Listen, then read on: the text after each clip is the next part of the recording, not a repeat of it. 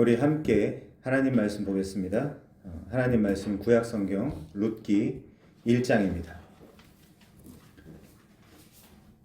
룻기 1장 15절부터 22절까지 보겠습니다. 제가 읽겠습니다. 룻기 1장 15절부터 22절입니다. 나오미가 또 이르되 보라 내 동서는 그의 백성과 그의 신들에게로 돌아가나니 너도 너의 동서를 따라 돌아가라 하니 룻이 이르되 내게 어머니를 떠나며 어머니를 따르지 말고 돌아가라 강권하지 마옵소서. 어머니께서 가시는 곳에 나도 가고 어머니께서 머무시는 곳에서 나도 머물겠나이다. 어머니의 백성이 나의 백성이 되고 어머니의 하나님이 나의 하나님이 되시리니 어머니께서 죽으시는 곳에서 나도 죽어 거기 묻힐 것이라. 만일 내가 죽는 일 외에 어머니를 떠나면 여호와께서 내게 벌을 내리시고 더 내리시기를 원하나이다 하는지라. 나오미가 룻이 자기와 함께 가기로 굳게 결심함을 보고 그에게 말하기를 그치니라. 이에 그 두 사람이 베들레헴에까지 갔더라. 베들레헴에 이를 때에 온 성읍이 그들로 말미암아 떠들며 이르기를 이가 나오미냐 하는지라. 나오미가 그들에게 이르되 나를 나오미라 부르지 말고 나를 마라라 부르라. 이는 전능자가 나를 심히 괴롭게 하셨음이니라. 내가 풍족하게 나갔더니 여호와께서 내게 비어 돌아오게 하셨느니라. 여호와께서 나를 징벌하셨고 전능자가 나를 괴롭게 하셨거늘 너희가 어찌 나를 나오미라 부르느냐 하니라. 나오미가 모압 지방에서 그의 며느리 모압 여인 룻과 함께 돌아왔는데 그들이 보리 추수 시작할 때에 베들레헴에 이르렀더라. 아멘. 사실은 제가 원고 설교를 하려고 원고를 다 써놨는데 오늘은 22절에 좀 우리가 집중해서 이 내용을 잘 기억한 다음에 한 다음 주 정도 원고를 가지고 설교하면 좋겠다는 생각을 했습니다. 그래서 22절의 내용이 결과적으로 이 레위기 23장에 나타난 그런 절기랑 아주 긴밀하게 연결이 되기 때문에 이 기회에 우리가 절기에 대해서 충실하게 좀 연구를 하고 이해를 하면 좋겠다라고 해가지고 제가 이렇게 스크립트를 나눠드렸습니다. 오늘 좀 어려울 수 있지만 오늘 이 내용을 잘 들으시면 절기에 대해서 거의 완전한 이해를 할 수 있다라고 말씀을 드릴 수 있겠습니다. 자, 그래서 이 절기와 연결해서 오늘 이 룻기 1장 22절을 여러분들이 이해를 하셔야 되거든요.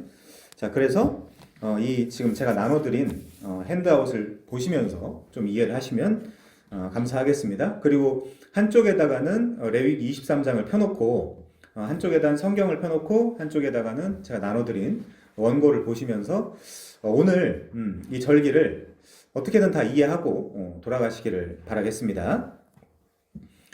자, 이 레위기 23장은 여호와의 절기 제정을 가장 포괄적으로 설명하고 있는 본문이에요. 그래서 이 내용을 알고 나면 여러분들이 성경 전체에 나타나 있는 절기를 분명하게 이해할 수 있습니다. 지금 제가 연관 본문을 써놨는데 출애굽기 23장 12절부터 17절, 그리고 출애굽기 34장 18절부터 24절, 그리고 신명기 16장 1절부터 17절, 여기에는 6월절과 그리고 77절과 초막절이 기록이 되어 있죠. 자, 이곳 레위기 23장에는 총 7개의 절기가 기록이 되어 있습니다. 이제 이런 부분도 좀 기억을 하셔야 될 것 같고요. 우선 제가 옆에다가 성경책을 놓고 강의를 들어달라고 말씀을 드렸는데 1, 2절은 이 전체 절기에 대한 서론이에요. 여러분들 성경책이 있으시면 거기다 표시를 해두셔도 좋습니다. 23장을 아주 전체적으로 한번 이해를 해보죠. 이 23장을 이해한 눈을 가지고 오늘 룻기 1장 22절을 이해하셔야 되거든요. 보리 추수 때 왜 돌아왔는지 이런 것들이 성경에서 굉장히 중요한 의미를 가지고 있습니다. 자, 아무튼요. 여기 레위기 23장 1절부터 2절은 절기에 관련된 서론 내용이고요. 이따가 다 보겠습니다. 3절은 안식일에 관한 기록입니다. 굉장히 중요하죠. 우리 안식일을 굉장히 무시하는 경향이 있는데 그 의미는 우리가 취해야 됩니다. 안식일은 완성이 되었지만 그 의미는 알아야 되겠죠. 자, 그 다음에 4절부터 8절은 유월절과 무교절에 관한 내용입니다. 유월절이 언제죠? 1월 14일입니다. 유대력으로요. 그리고 무교절은 1월 15일부터 7일간이죠. 자, 그리고 9절부터 14절은 소위 초실절에 관한 내용입니다. 초실절은 무교절 기간에 있는 걸 확인할 수 있죠. 1월 16일입니다. 그래서 6월절과 무교절과 초실절은 하루, 이틀, 3일 이렇게 붙어 있어요. 요걸 잘 이해해야 됩니다. 요걸 이해하면 나중에 누구의 사역과 연결해서 이해할 수 있을까요? 예수님의 십자가 사역과 부활과 연결해서 우리가 이해할 수 있습니다. 예수님이 이 절기와 상관없이 십자가를 지셨다면 그분은 메시아일 수 없어요. 그걸 분명히 알아야 됩니다. 자, 그 다음에요. 15절부터 22절은 77절, 즉 오순절에 관한 내용입니다. 오순절. 자, 그렇고요. 이 여호와의 절기는 철저하게 이스라엘의 농사 사이클과 연관되어 있다는 것 정도 아셔야 되겠죠. 거기다가 나눠드린 핸드아웃에다가 이제 막 그 글 써가면서 뭐 이제 공부하시면서 들어주시면 좋겠습니다. 오늘 본문에도 굳이 보리 추수 때 나오미가 베들레헴에 룻과 함께 돌아왔다라고 하고 있잖아요. 그렇기 때문에 이 의미를 제대로 그리고 정확하게 정리하실 필요가 있습니다.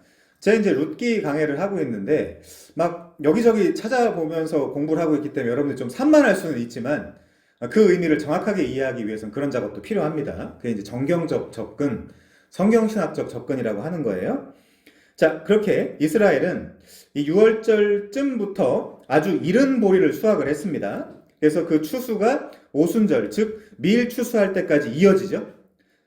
그래서 6월절쯤이면 완전히 여물기 전이라서 이때 추수한 보리는 보통 볶아 먹습니다. 그래서 우리 룻기 본문에도 보면 볶음곡식이라는 표현이 나오죠. 그리고 이제 다윗도 왕이 되어서 볶음곡식을 나눠줬다 이제 그런 표현이 되어 있기도 합니다. 성경에서. 그 이야기는 룻기 2장에 가서 좀 더 자세히 설명하도록 하고요. 자, 레위기 23장 1절은 여호와께서 모세에게 말씀하여 이르시되로 시작을 하고요. 마지막 절 23장 44절은 모세는 이와 같이 여호와의 절기를 이스라엘 자손에게 공포하였더라 라고 끝나기 때문에 이 1절부터 44절까지를 한 번에 연구하는 게 좋습니다. 제가 이제 잘 모르는 분이긴 한데 온라인상에서 만난 어떤 분을 지금 상담을 한 분 하고 있긴 한데 너무 문맥이랑 상관없이 그러니까 자기가 이제 핀셋으로 요 부분을 떼서 또 요 부분을 떼서 성경을 보는 분이 계시거든요. 이제 우리가 그럴 위험이 굉장히 높습니다. 이제 그렇게 하지 않기 위해서 내가 지금 연구하고 있는 그 본문을 통으로 보는 그런 버릇을 가져야 되겠죠. 이렇게 사람들이 자꾸 문맥을 무시하는 경우가 있는데 문맥은 성경에서 굉장히 중요합니다. 자, 그렇고요. 우선 오순절을 설명하는 15절, 여기 잘 보셔야 돼요. 15절부터 22절 중에 그 마지막 절인 22절에 보면 이렇게 나와 있죠. 너희 땅에 곡물을 벨 때, 이제 룻기를 여러분들이 잘 아신다면 이런 것들이 심상치 않게 보여야 됩니다. 너희 땅에 곡물을 벨 때 밭 모퉁이까지 다 베지 말며 떨어진 것을 줍지 말며 그것을 가난한 자와 거류민을 위하여 남겨두라. 나는 너희의 하나님 여호와니라. 이렇게 되어 있죠. 자, 이게 분명 여호와의 절기 중 하나인 오순절, 그러니까 77절을 설명하면서 쓰여있는 내용입니다. 헷갈릴 수도 있겠지만 77절은 오순절이에요. 77이 49, 그 다음이 하나 더하면 50일이잖아요. 오순절입니다. 그래서 이런 워딩을 여러분들이 헷갈리시면 안 되고요. 자, 그런데 제가 아까 룻기 1장 22절에 보리 추수할 때 돌아왔다라고 했는데 그때가 이제 오순절 근방이지. 딱 오순절은 아닙니다. 이따 설명할 거예요. 근데 오늘 룻기 2장 15절에 보니까 이렇게 나와 있죠. 룻이 이삭을 주우러 일어날 때 보아스가 누구죠? 밭의 주인이죠. 보아스가. 그 밭의 주인이 뭐라고 합니까? 자기 소년들에게 명령하여 이르되 그에게 곡식단 사이에서 죽게 하고 책망하지 말며 또 그를 위하여 곡식 다발에서 조금씩 버려서 그에게 줍게 하고 꾸짖지 말라 하니라라고 되어 있죠. 그래서 이 두 부분이 겹칩니다. 요런 걸 잘 이해하셔야 되고요. 자, 이 말을 보아스가 언제 했냐면 다시 오늘 본문 룻기 1장 22절에 보시면 나오미가 모압 지방에서 그의 며느리 룻과 함께 돌아왔는데 그들이 보리 추수 시작할 때 베들레헴에 이르렀더라. 보리 추수할 때이니까 오순절, 정확하게는 오순절이 다가오는 그쯤에 말했다라고 생각하시면 되겠습니다. 그래서 이제 이 부분만 봐도 성경신학적으로 두 본문이 겹치게 되는 거죠. 그래서 왜 갑자기 룻기 강해를 하다가 이번엔 또 기브온 족속, 무비보셋, 이번에 또 레위기 23장이냐 하실지 모르지만 다 연결되어 있다는 거 이해하고 들으셔야 됩니다. 자, 물론 정확하게 이날이 오순절은 아니에요. 제가 이따 설명을 할 겁니다. 보리 추수할 때에는 초실절을 배경으로 하고 있는 봄절기고요. 밀 추수할 때가 그나마 오순절과 더 가깝죠. 이따 설명하겠습니다. 자, 추수할 날이 기계적으로 날짜 하나하나까지 정확하게 성경에 기록되어 있지 않는 점을 여러분들이 이해를 하셔야 되겠죠? 자, 우리가 지난 시간에 살펴본 기브온 족속 때문에 사울 가문이 심판을 당할 때에도 비슷한 패턴이 기록되어 있었습니다. 굳이 사무엘하 21장 9절에 보니까 그들을 기브온 사람의 손에 넘기니 기브온 사람이 그들을 산 위에서 여호와 앞에 목매어 달매 그들 7사람이 동시에 죽으니 죽은 때는 굳이 곡식 빼는 첫날 곧 보리 베기 시작하는 때였더라. 이렇게 뭔가 구원과 심판이 이루어지는 그런 장면에 반드시 이런 추수의 장면이 이제 붙어 나온다는 거 여러분들이 이해를 하셔야 되죠. 그래서 우리가 전혀 동의하지도 않고 호감도 전혀 없고 뭐 이제 그런 이단이지만 신천지에서 뭐라고 합니까? 자기들을 추수꾼이라고 하죠. 이제 그런 거랑 이제 연결이 되는 겁니다. 우리가 그 내용을 받아들이는 건 아니에요. 자, 기브온 족속을 해한 사울 때문에 이스라엘에 3년 기근이 들었는데 곡식 빼는 첫날 곧 보리를 베기 시작하는 때에 사울 가문의 7명이 목매 달리는 심판을 받게 되는데 그때 헤세드의 은총을 입은 무비보셋은 살아났다라고 분명히 사무엘하 21장에 기록이 되어 있습니다. 아무튼 이렇게 성경은 농사 사이클로도 정확하게 구원과 심판에 대해서 설명하고 있다는 것을 여러분들이 놓치시면 안 됩니다. 이런 것에 굉장히 익숙해지셔야 모세오경을 보든 뭐 역사서를 보든 선지서를 보든 이런 비슷한 표현이 나오면 지금 이따 또 제가 소개를 할 건데 이게 지금 농사 사이클로 설명하는 인간의 구원과 심판을 하나님께서 말씀하시는구나 라고 여러분들이 성경의 의도를 가지고 의도에 맞게 그 성경을 읽을 수 있게 되는 거죠. 자, 제가 그래서 성경사전에서 이 추수라는 걸 한번 긁어와 봤습니다. 익은 곡식이나 과일 등 농작물을 거두어 들이는 일을 말한다. 이스라엘에서는 크게 3번의 추수를 하였다. 4, 5월은 보리 추수를 하였으면 이거 물론 양력입니다. 6, 7월이 되면 밀을 추수하였다. 그리고 가을인 9, 10월이 되면 과일이나 포도 등을 거두어 들였다. 이외에도 3, 4월에는 아마를 추수하였다. 이스라엘에서는 추수는 하나님의 축복의 표시로 중요한 절기와 맞물려 이루어졌다. 보리 추수는 무교절과 오순절 사이에 이루어졌으며 제가 아까 말씀드렸죠. 밀을 추수할 때는 맥추절을 지켰다. 근데 이제 맥추절이라고 하니까 사람들이 보리인 줄 알고 있는데 그 오해입니다. 이따 교정해 드릴게요. 그리고 가을에 추수를 끝내고 수장절을 지켰다. 성경에서 추수는 하나님의 선물인 것을 인정하며 추수의 첫 열매를 하나님께 먼저 바치라고 명령하고 있으며 고아와 과부, 나그네를 위해 추수할 일부를 남겨두라고 명령하고 있다. 추수의 상징적 의미는 추수는 수고에 대한 보상, 종말과 하나님의 심판 등을 상징하는 의미로 쓰였다 이렇게 나와 있거든요. 자, 그 다음에 다시 레위기 23장으로 가서 이번에는 23절부터 25절에는 뭐가 기록되어 있습니까? 나팔절에 대해서 기록이 되어 있어요. 여기서부터는 가을절기입니다. 다 7월에 있는데 그 다음에 26절부터 32절에는 속죄일이 기록되어 있습니다. 용키푸르라고 하죠. 속죄일. 키푸르, 요게 이제 덮어준다라는 뜻이잖아요. 그러니까 아니면 무르고 속죄하고 속량하는 이제 그런 단어잖아요. 속죄하는 날, 속량하는 날, 구속하는 날, 이제 그런 의미를 가지고 있습니다. 그 33절부터 36절까지는 초막절이라고 하기도 하고요. 수장절이라고 하기도 합니다. 오늘 이거 헷갈리지 않게 다 정리하자고요. 다음에 또 이제 공부할 수 없잖아요. 이 부분. 공부할 게 얼마나 많은데요. 그죠? 자, 그러니까 확실하게 공부를 하고 지나가도록 합시다. 그리고 39절부터 44절까지는 이 절기에 대해서 결론 부분이에요. 이렇게 레위기 23장이 끝나죠. 자, 이렇게 첫 번째 서론부와 두 번째 안식일에 대한 규례. 안식일은 절기가 아닙니다. 그리고 세 번째 결론부를 빼면 본장에는 총 7개의 절기가 기록이 되어 있습니다. 자, 첫 번째는 6월절이고요. 1월 14일이죠. 두 번째는 무교절입니다. 1월 15일부터 21일까지입니다. 그리고 그 중간에 무교절이 시작된 그 다음날 초실절이 있어요. 그래서 14, 15, 16 요 6월절, 무교절, 초실절 요때 누가 돌아가시고 누가 장사 지내고 누가 부활하신다고요? 예수님이. 요거는 이제 정확하게 알고 계셔야 됩니다. 그래서 사흘이에요 지금. 그쵸? 14, 15, 16 요렇게. 그 다음에 요 초실절에 7 곱하기 7 해가지고요. 77절이 있는 거고요. 그때가 오순절입니다. 3월 6일이고요. 그 다음에 나팔절이 있죠. 그 다음에 6번째는 속죄일이 있고요. 7번째는 초막절이 있다. 이렇게 아주 포괄적으로 기록된 장이 레위기 23장입니다. 그러니까 요걸 우리가 선지식을 깔지 않고 보리 추수할 때 이제 그 룻이랑 그 나오미가 돌아왔다. 그냥 넘어갈 수 있거든요. 그냥 넘어가면 안 됩니다. 그런 표현을. 자, 여기다도 이제 제가 써놨는데 에아드 다니면서 이 정도는 알고 있어야 되겠죠. 자, 하나씩 설명을 해보겠습니다. 서론부터 볼게요. 레위기 23장 1절부터 2절 보시면요.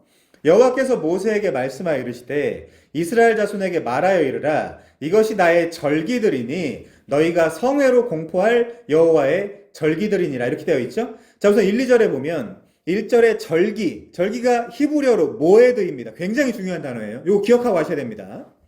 자, 두 번째 성회 이제 미크라의 코데시가 등장하는데 여기에 모에드라는 단어의 경우는 이렇게 이해하면 편합니다. 이게 얼마나 중요한 단어냐면요. 창세기 18장 14절에 가시면 이런 표현이 있어요. 여호와께서 능하지 못할 일이 있겠느냐 기한이 이를 때. 요 기한이 이를 때가 모에드예요. 라모에드. 똑같은 단어거든요. 절기랑. 그러니까 절기도 이제 기한이랑 분명히 관련이 있는 거고요. 여호와께서 기한이 이를 때 내가 내게로 돌아오리니 사라에게 아들이 있으리라. 이렇게 이제 거기도 모에드입니다.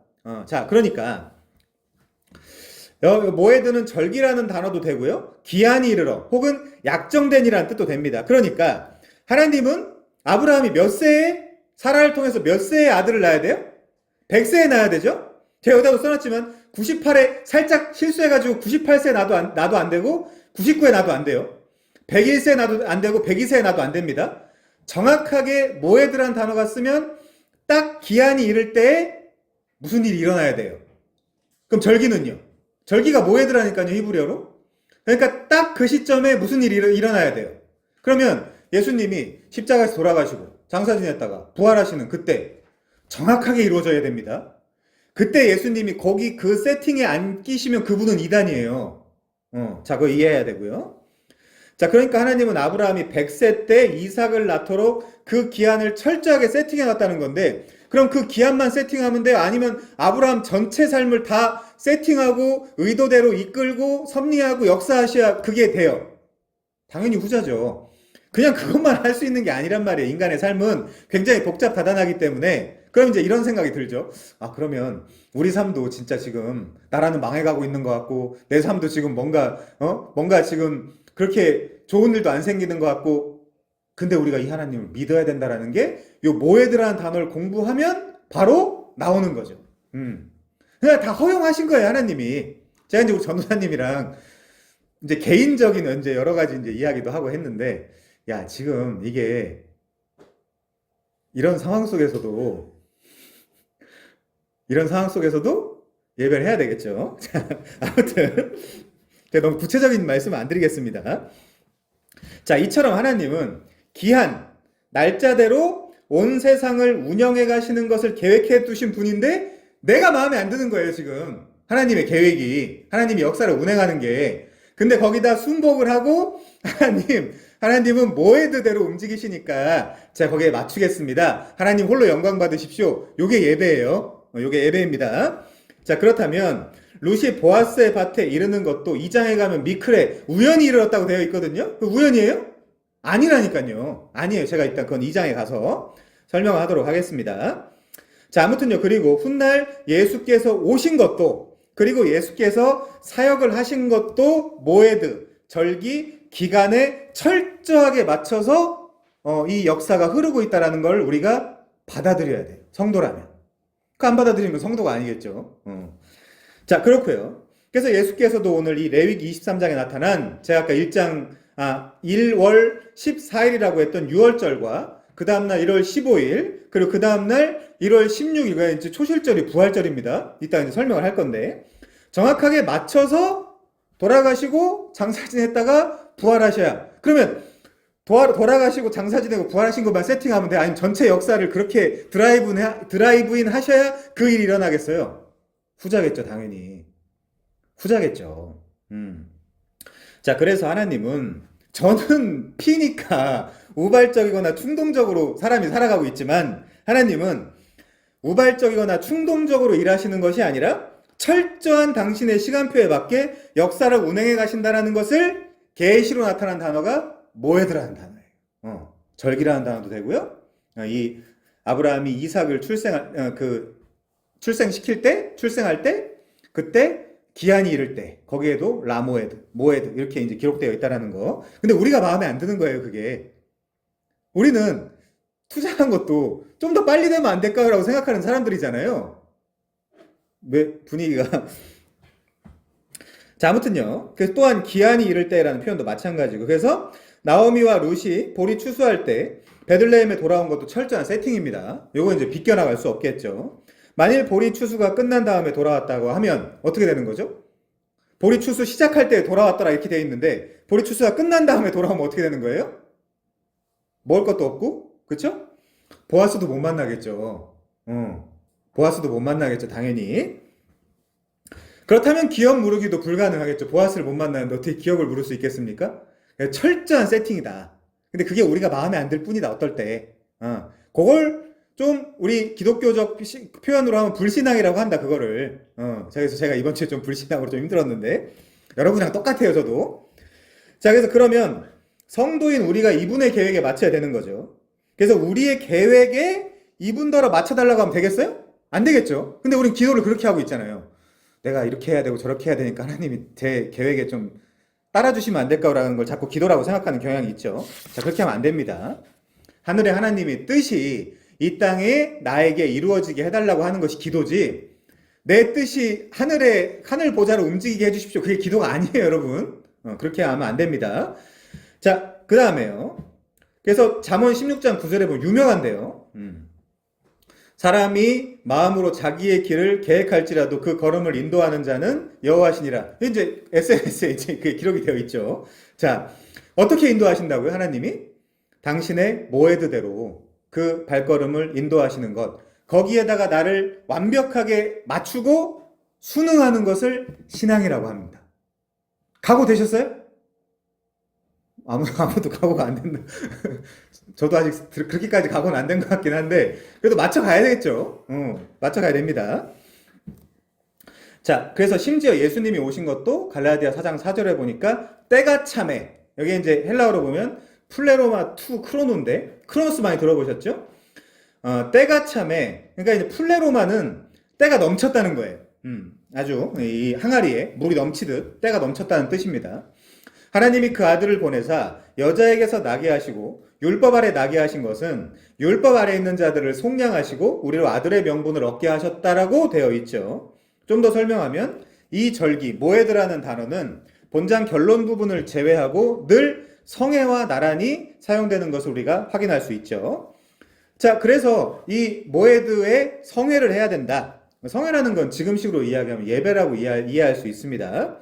자, 구약에서 이 절기와 성애는 당시 구약교회였던 이스라엘 백성이 하나님을 만나고 과거부터 주셨던 은혜를 회상하며 현재 자신의 모습을 돌아보고요, 미래에도 계속 동일하게 은혜를 주실 하나님을 소망하며 살아갈 힘을 얻게 하는 것이 기본적인 목적입니다. 그래서 우리는 잘 잊어버리잖아요. 잘 까먹잖아요. 그래서 매년 이렇게 농사절기에 맞춰가지고 이렇게 예배할 수 있게, 성회할 수 있게 요 모에드에 세팅되어 있다. 이제 이렇게 이해하시면 되겠죠. 그래서 일종의 구약 예배 시스템을 함의하는 단어가 모에드와 요 이제 그 미크라의 코데시, 성회입니다. 자, 그렇고요. 근데 이제 중요한 건 그거죠. 훗날 진리이신 예수께서 오시고서는 예배 시스템을 요런 구약의 절기나 성회 그리고 장소 같은 율법이 아닌 영과 진리로 바꿔주시죠. 푸뉴마티 카이 알레테이아, 이제 영 즉 진리로 바꿔주시죠. 그게 이제 그때부터 진짜 예배의 시작입니다. 그 전까지는 예배의 모형인 거고요. 이때부터는 진짜 예배의 시작이죠. 그래서 하나님은 이렇게 예배하는 자를 찾으시느니라 라고 기록이 되어 있습니다. 자, 그런데 이 부분도 중요해요. 이런 구약에 있는 절기들을 골로새서 2장 17절에 보니까 이렇게 나와 있죠. 먹고 마시는 것, 절기, 초하루, 안식일 등 이런 것들은 다 뭐라고 되어 있어요? 장래일의 그림자라고 되어 있잖아요. 장래일의 그림자. 그래서 구약의 77절, 즉 오순절도 장래일의 그림자로 등장하고 있는 것이고요.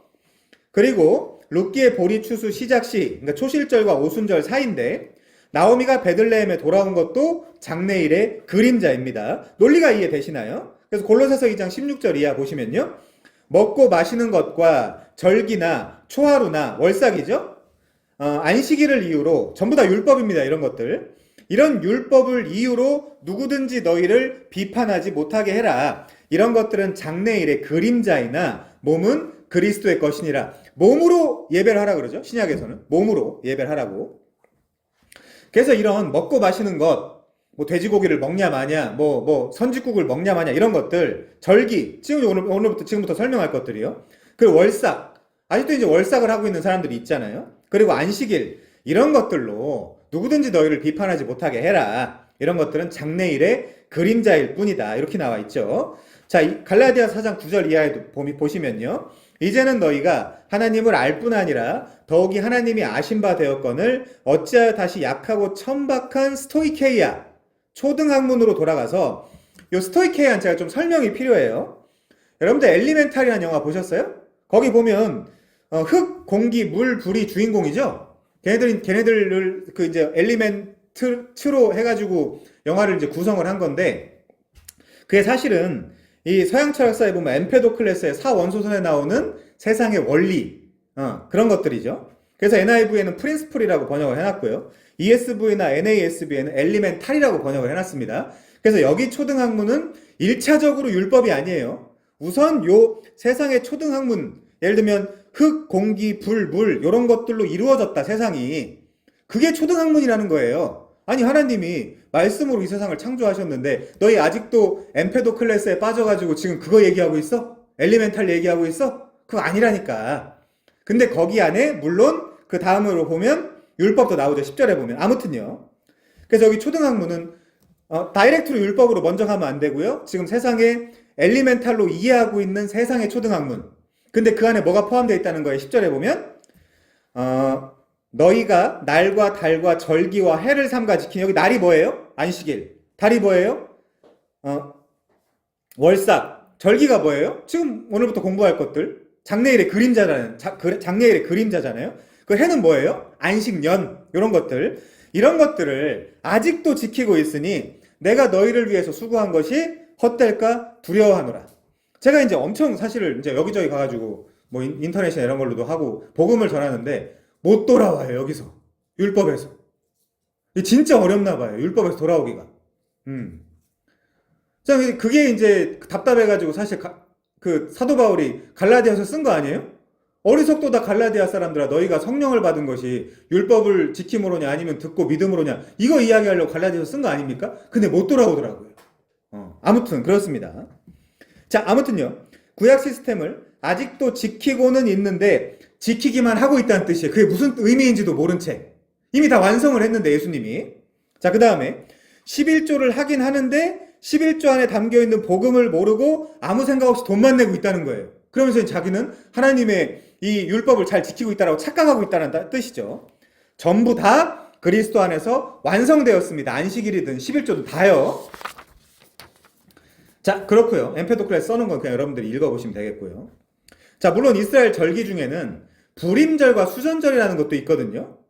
그런데 이 불임절과 수전절은 공식적인 여호와의 절기라기보다 그냥 이스라엘이 지키는 민족 절기라고 이해하시면 됩니다. 모세 이후 사건이기 때문에 당연히 레위기 23장에는 기록되어 있지 않겠죠. 수전절은 뭐냐? 신구약 중간기에 셀류쿠스 왕조인 안티오쿠스 4세, 에피파네스죠. 그 사람에 의해서 더럽혀진 성전을 회복한 사건입니다. 이 에피파네스는 유대인의 정체성인 할례와 안식일을 금해버렸고요. 성전에 가가지고 돼지 피를 뿌리면서 그들을 모욕했죠. 그래서 일시적이긴 했지만 이스라엘 독립을 기념하는 절기입니다. 여기에 큰 역할을 한 사람이 마카비고요. 그래서 이거를 마카비 혁명이라고 부르기도 합니다. 근데 이거는 레위기 23장에 기록되어 있을 리가 없겠죠. 공식 절기가 아니에요. 자, 그 다음에 푸림이라고 하는 불임절이 있죠. 아각 사람 하만이 유대인들을 살해하려던 음모에서 이스라엘이 구원받은 것을 축하하는 에스더서에 등장하는 절기입니다. 요 둘 다 절기이긴 하지만 비공식 절기다. 그냥 명절로 지키는 것이다. 자, 그렇게 이해하시면 됩니다. 자, 보라색 글씨 좀 중요한데요. 이 레위기 23장의 7절기는 반드시 민수기 28장과 29장으로 보완하면서 읽으셔야 됩니다. 왜냐면요. 레위기 23장에는 7절기가 나타나 있긴 한데 그때 어떻게 제사를 지내야 되는지 어떻게 지켜야 되는지 구체적인 정보는 레위기 28장과 29장에 나와 있어요. 그래서 보완하면서 읽으셔야 된다는 말씀을 드리고요. 자, 이 7절기를 축약해서 출애굽기 23장, 출애굽기 34장, 신명기 16장에는 결국 세 가지로, 예를 들면 6월절, 77절이 또 뭐라 그랬죠? 오순절이요. 그리고 수장절, 수상절이 또 뭐라 그랬죠? 초막절이요. 요 세 가지만 지키라고 되어 있거든요. 뭐라고 되어 있냐? 모든 남자는 반드시 택하신 곳, 택하신 장소에서 여호와를 배웁되 공수, 빈손으로 배웁지 말라라고 되어 있습니다. 요 택하신 곳이라는 표현이 얼마나 중요하든지 신명기에만 무려 21번이 등장한다고 지난주에도 제가 말씀을 드렸죠. 여기다 제가 다 찾아왔는데 그건 그냥 참고하시면 될 것 같고요. 이 택하신 곳은 성소라는 뜻이에요. 성소. 거기서 뭐 할까요? 예배하고 제사하는 거겠죠.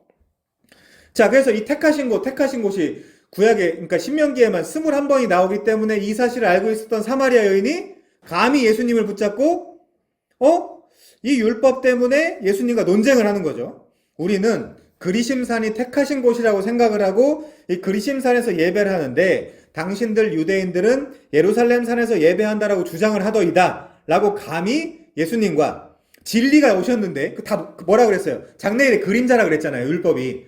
다 장래일의 그림자를 놓고, 감히 지금 진리 대신 예수님이 오셨는데, 나랑 토론 좀 합시다. 어디에서 예배를 해야 옳은 건지, 라고 지금 예수님하고 논쟁하려고 하는, 좀 어리석은 사마리아 여인의 모습도 볼 수 있죠.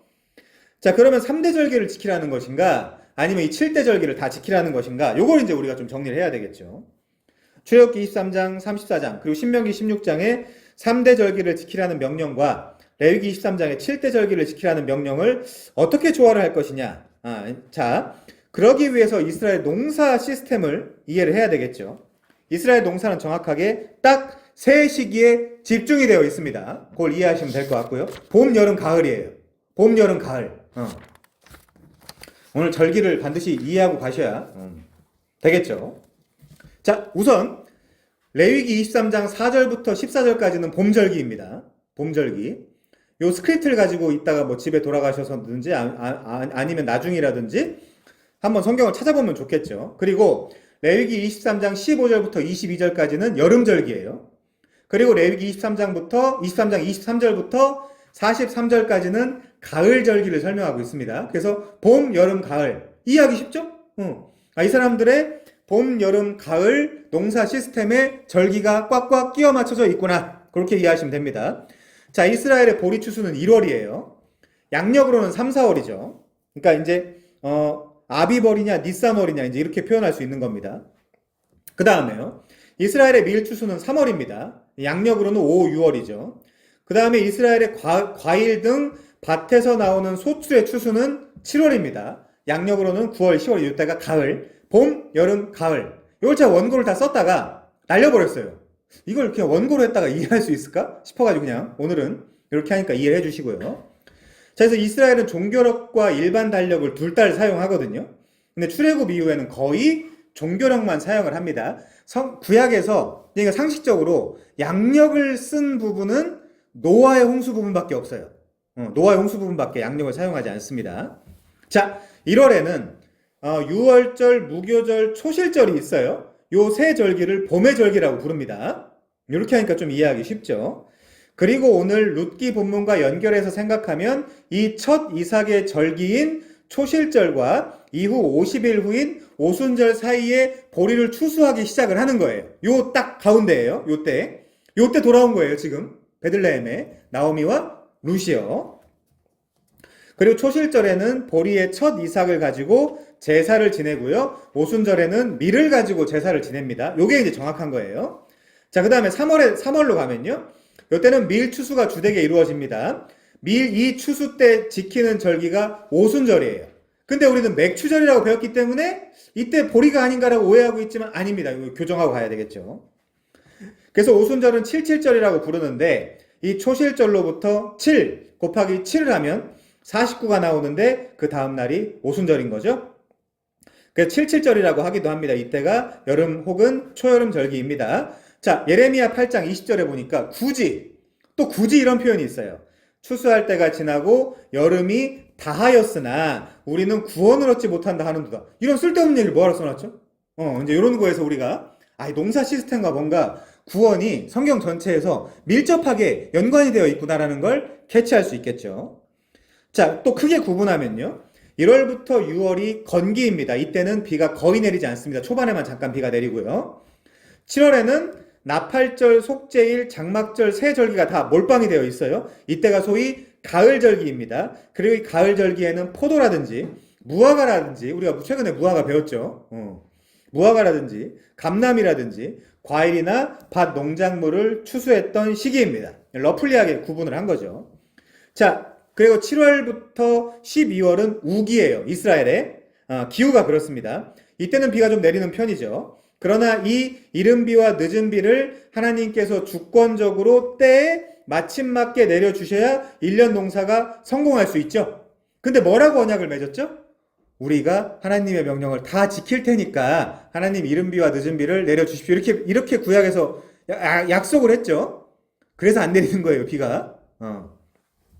자, 그래서 반드시 누군가가 오셔서 이 구약을 완성하셔야 됩니다. 지금 우리는요, 예수님이 오셔가지고 완성한 시대를 살고 있죠? 그래서 지금은 보라, 지금은 구원받을 때고 은혜 받을 때다, 이제 이렇게 나오는 겁니다. 신약에서는요. 자, 아무튼요. 그래서 출애굽기 23장, 34장, 신명기 16장은 이 7절기 중에 6월절, 77절, 수장절을 따로 떼서 설명한 것일 뿐 다 붙어있다, 이렇게 이해하시면 되겠어요. 그래서 레위기 23장의 다른 절기들, 예를 들면 무교절, 나팔절, 속죄일, 수장절이 중요하지 않은 것도 아니고요. 조화를 이루지 못하는 것도 아니고 그때 사람들이 이 예루살렘에 없어야 되는 것도 아니겠죠. 자, 지금 설명한 이 여호와의 절기를 포함한 성경의 구체적인 날짜들은 모두 다 음력을 사용한다는 말씀을 드리고요. 이렇게 여호와의 절기들은 이스라엘 농사력과 일치합니다. 특히 이스라엘의 추수와 깊은 관련이 있죠. 성경은 구원을 추수로 연결을 합니다. 그래서 예를 들면 추수할 일꾼을 보내달라, 추수할 때가 되었다. 이게 농사 이야기하는 것이 아니라 실제 구원 이야기를 하고 있거든요. 계시록에서도 심판 때에 날선, 그러니까 이한 낫이나 놋발로 포도를 추수하는 모습을 심판으로 그려내고 있죠. 자, 예레미야 8장 30절에 보면 추수할 때가 지나고 여름이 다하였으나 우리는 구원을 얻지 못한다 하는도다라는 표현이 나오고요. 요한복음 4장 35절, 너희는 넉 달이 지나야 추수할 때가 이르겠다 하지 아니하였느냐? 그러나 나는 너희에게 이르노니 너희 눈을 들어 밭을 보라, 희어져 추수하게 되었도다. 너희는 지금 이 절기를 놓고 농사만 생각하고 있지만 사마리아 여인과 사마리아 사람들을 봐라. 지금 추수해야 되지 않겠냐? 그쵸? 지금 그러니까 농사 시스템, 이 절기 시스템을 가지고 예수님은 교정해 주시는 거죠. 뭐 하라고요? 전도하고 선교하라고. 자, 그 다음에요. 마태복음 9장 37절 이하요. 이에 제자들에게 이르시되 추수할 것은 많되 일꾼이 적으니 그러므로 추수하는 주인에게 청하여 추수할 일꾼들을 보내주소서 하라 하시니라. 근데 이게 누가복음 10장과 연결해서 보면요. 10장 1, 2절이요. 그 후에 주께서 따로 70인을 세우사. 70인이 뭐 하는 사람들이에요? 전도단이죠. 전도단. 친히 가시려는 각 동네와 각 지역으로 둘씩 앞서 보내시고, 둘은요? 증인의 수라 그랬죠. 증인의 수. 이르시되 추수할 것은 많되 일꾼이 적은. 이거 농사 얘기예요? 아니죠. 복음 전하는 이야기죠. 그러므로 추수하는 주인에게 청하여 추수할 일꾼들을 보내주소서 하라. 마태복음 13장 30절이요. 둘 다 추수 때까지 함께 두라. 추수 때에 내가 추수꾼에게 말하기를 가라지는 먼저 거두어 불사르게 단으로 묶고 곡식은 모아내 곳간에 넣으라 하리라. 여기도 이제 심판을 당하죠. 여기 당연히 당합니다. 여기서 이제 그 가라지와 알곡을 구분한다는 이야기고요. 그 다음에 마가복음 4장 29절이요. 열매가 익으면 곧 낫을 대나니 이는 추수할 때가 이르렀음이니라. 계시록 14장 14절 이하. 또 내가 보니 흰 구름이 있고 구름 위에 인자 같은 이가 앉아 있는데 그 머리에는 금면류관이 있고 그 손에는 예리한 낫을 가졌더라. 이 낫이 뭐 하는 거예요? 추수하는 거죠. 또 다른 천사가 성전으로부터 나와 구름 위에 앉은 이를 향하여 큰 음성으로 외쳐 이르되 당신의 낫을 휘두르어 거두소서. 땅의 곡식이 다 익어 거둘 때가 이르렀음이니이다 하니 구름 위에 앉으신 이가 낫을 땅에 휘두르매 땅의 곡식이 거두어지니라. 이 곡식이 뭘 상징하는 거예요? 우리를 상징하는 거라니까요. 우리를. 누가 알곡이고 누가 가라지냐. 자, 다시 러플리한 구분을 하면요. 이스라엘의 음력 1월부터 6월은 건기고요. 7월부터 12월은 우기입니다. 구약에서 자주 등장하는 이른비, 늦은비라는 표현은 우리 전도사님이 아주 잘 연구를 해놨어요. 필요하시면 달라고 하면 되고요. 우기의 시작과 끝을 나타내는 거죠.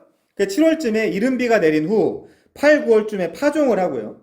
다음 해인 1, 2월쯤에 추수를 마치는 것이 기본적인 이스라엘 농사 사이클인데 추수 직전인 12월쯤 경에 늦은 비가 내려서 추수 시에 풍년을 맞게 되면 하나님의 넘치는 은혜와 복주심으로 간주하게 됩니다. 그래서 농사가 잘 되면 감사를 하는 거고요. 이 절기 동안, 성회 동안. 그리고 농사가 잘 안 되면 회개와 반성을 할 수 있는 사이클을 제공하는 것이 절기와 성회다라고 생각하시면 되겠죠.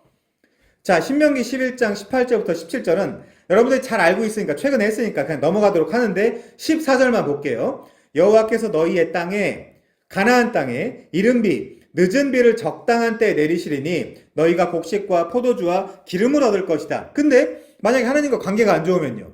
비가 안 내리겠죠. 비가 안 내리면 뭐 하라는 거예요? 관계를 개선하고 회복하고 회개해서 다시 관계가 좋아지면 비가 내리겠죠. 자, 그 다음에요.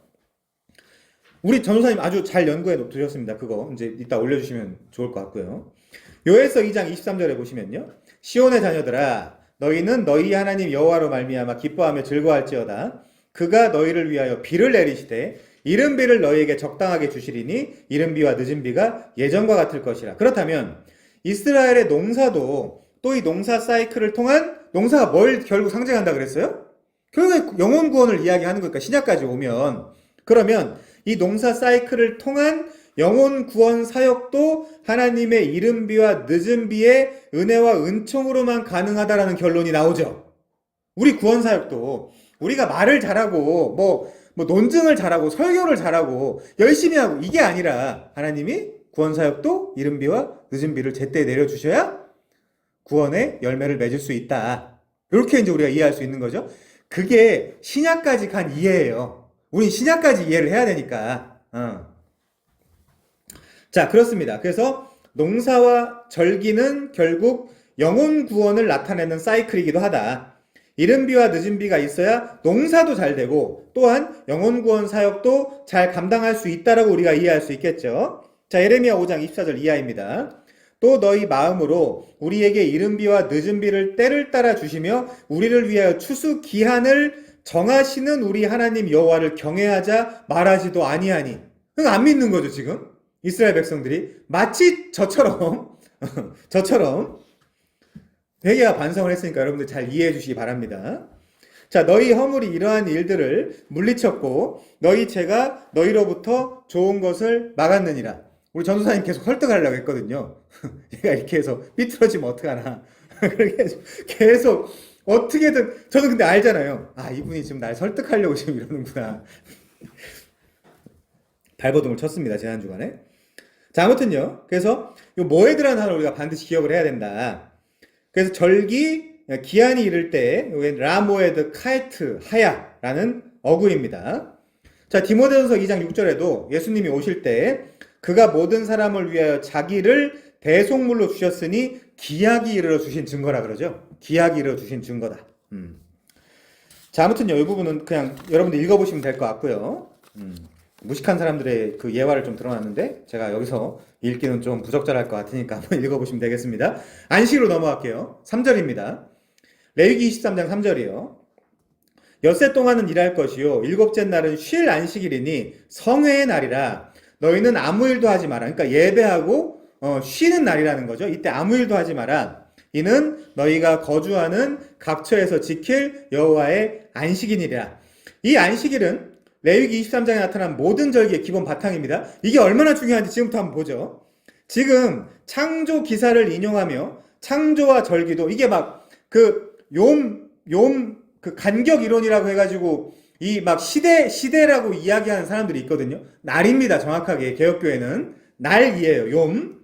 자, 창조 기사를 인용하며 창조와 절기도 결국 안식을 위한 것임을 계시하는 거죠. 7이 지금부터 얼마나 반복되는지 잘 보세요.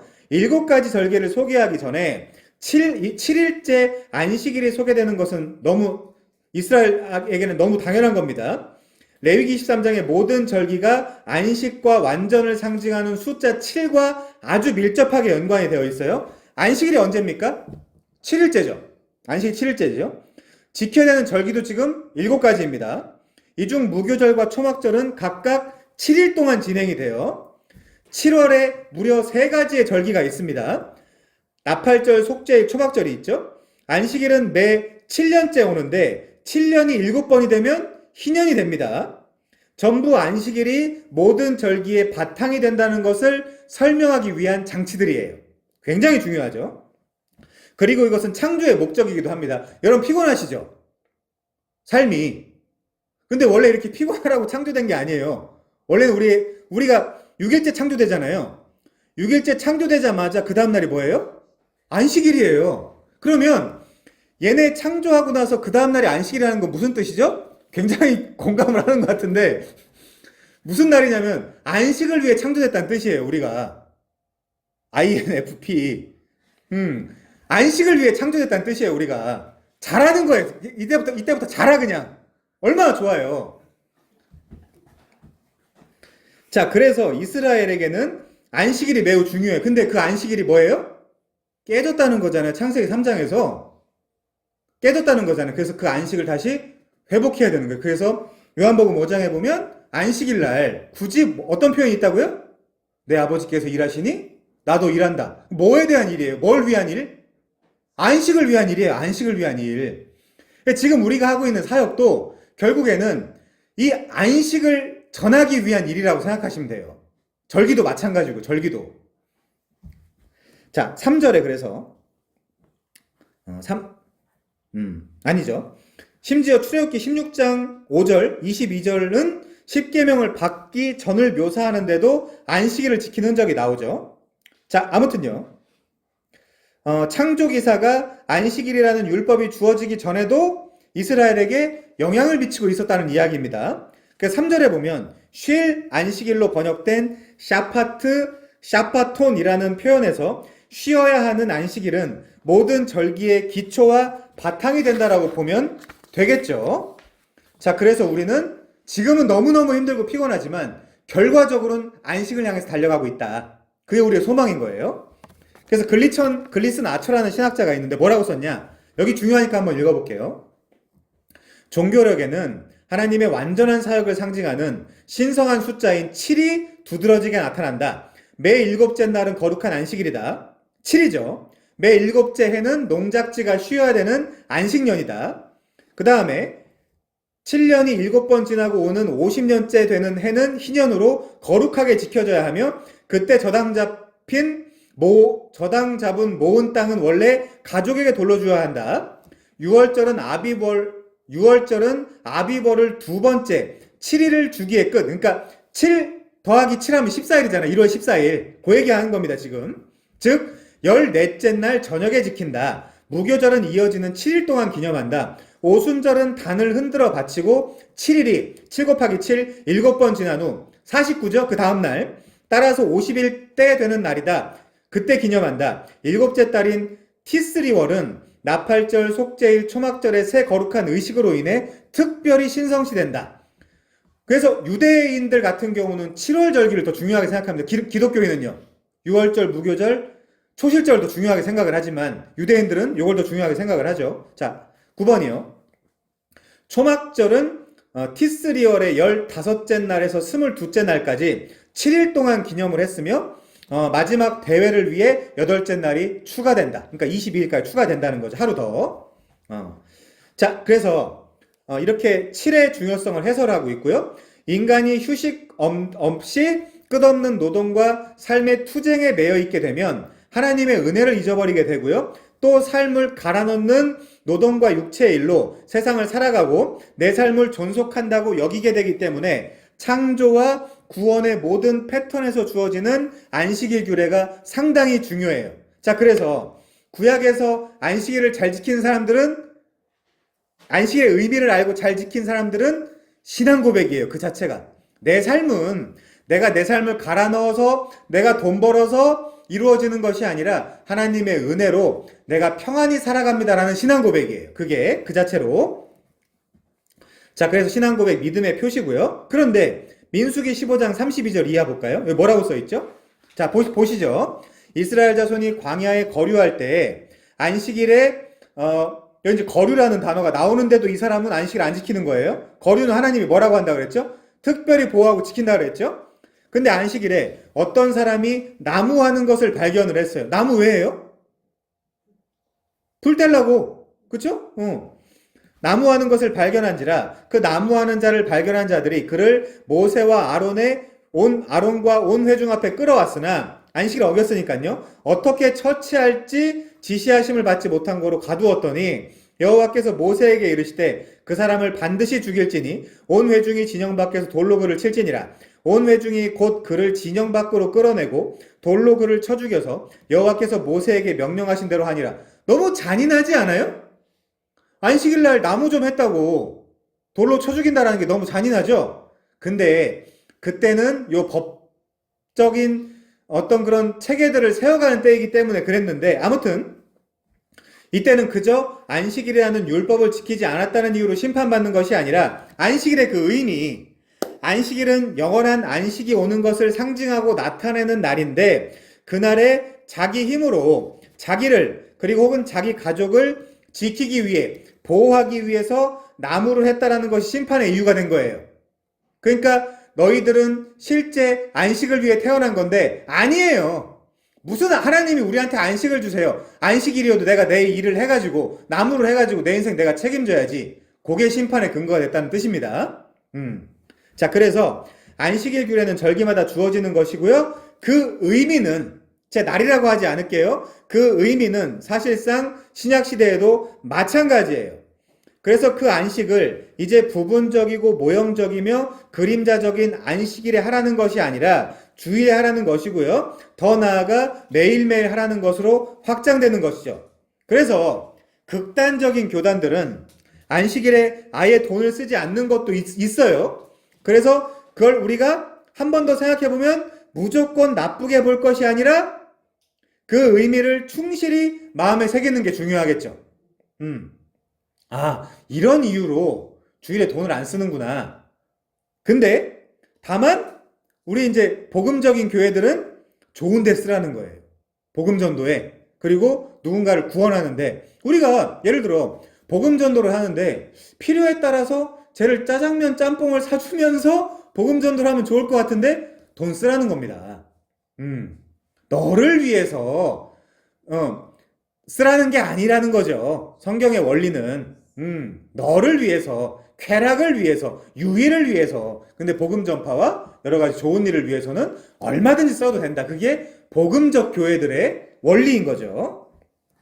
자, 그렇게 사람을 살리는 곳에 정죄함 없이 쓰라는 겁니다. 그래서 이 부분은 여러분들이 그런 교단이 있다라고 하면 무조건 비난하거나 정죄하는 것이 아니라 그 원리, 그 안에 담겨져 있는 의미만 캐치하고 우리는 그렇게까지 할 필요는 없다. 요 정도로 이제 정리를 하시면 되겠죠. 다만 좋은 것에 복음 전도하고 구제하고 이런 것들에 쓰면 되겠습니다. 자, 그래서 이 안식일 날에 영적으로 반성과 성찰 그리고 앞으로 전망과 소망을 확인하면 되겠죠. 그래서 이때 쉰다라는 건 굉장한 용기가 필요하죠. 내 주변 사람들은 다 나가서 일하는데 이때 쉰다라는 거는 굉장히 신앙과 믿음과 신앙 고백이 필요한 겁니다. 아무튼요.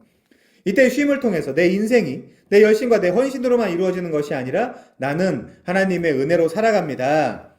내가 이날 나가서 굳이 돈 벌지 않아도 하나님께서 내 인생을 책임져 주실 겁니다. 라는 신앙 고백인 거죠. 그것도 내가 필요에 따라서 나갈 수 있지만 여러분들의 신앙의 그리고 믿음의 분량에 따라서 결정하면 되는 문제예요. 이거는 이렇게 단에서 이래라 저래라 할 문제가 아닙니다. 자, 스스로 가졌던 그래서 지배권과 자치권을 내려놓고 조용히 자신을 돌아보고 선행을 하며 충분히 하나님을 의지하게 하는 시스템으로서의 시간이 안식일인 거죠. 그것이 신약의 주일로 이야기할 수 있는 부분입니다. 자, 신약의 신자들은 주일 하루가 아니라 매일매일 주일을 누려야 하는 것으로 바뀌었고요. 초보 신자들도 점차적으로 바뀌어가는 거죠. 그래서 주일 성수라는 단어는 생 초보들이 쓰는 단어다. 주일 성수라는 말은 주일 축제라 그랬죠, 사실은. 그래서 필요에 따라서 어떤 사정이 있으면 못 올 수도 있습니다. 이거 단에서 이야기하지 온라인에 가면 이제 어떤 사람들은 저렇게까지 이야기한다라고 하는 사람들이 있을 수 있지만 그거는 자기 신앙과 자기 믿음의 분량에 따라서 하는 거예요. 그걸 단에서 이렇게 이래라 저래라 할 수 있는 부분은 아닙니다. 그 의미를 정확하게 알고 여러분들 삶에 적용하시면 되겠습니다. 자, 그 다음에 결국 이 궁극적인 안식을 위해서 절기도를 또 존재하는 것들이거든요. 그래서 이제 6월절부터 빠이빠이 보고 지나가겠습니다. 4절이요. 이것이 너희가 정한 때에 성회로 공포할 여호와의 절기되니라. 첫째 달 열 나은 날 저녁은 여호와의 6월절이요. 이 달을 해의 첫 달이 되게 하라고 바꾸잖아요, 하나님이. 이달 닷새 날은 여호와의 무교절이니 1월 15일이죠. 이래 동안 너희는 무교병을 먹을 것이요. 그 첫날에는 너희가 성회로 모이고 아무 노동도 하지 말지며 노동 안 하면 어떻게 먹고 사나요? 그 걱정하지 말라는 겁니다.